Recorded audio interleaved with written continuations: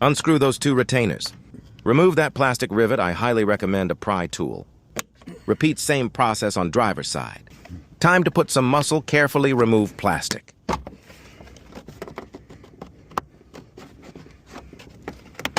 Fold this half of way until you get enough room so you can disconnect the cable. Press on the upper tab on my thumb and then pull up.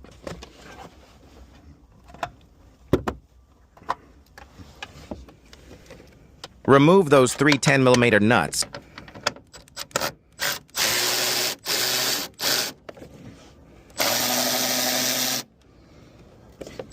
Last one is all the way in the back.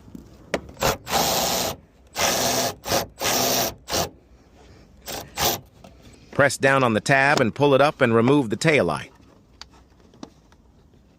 Redo the same process on driver's side.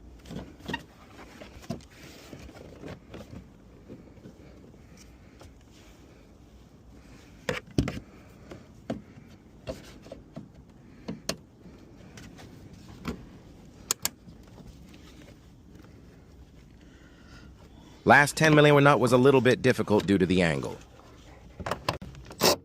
I didn't know my hand was covering my glasses. That's the only cable you have to disconnect on the driver's side taillight, and then you can remove the taillight. Install your new taillight and line up the studs into the holes. In this case, my customer was installing used OEM taillights due to an accident. Also, don't forget to connect the cable back in. Forgot to record that part of the video.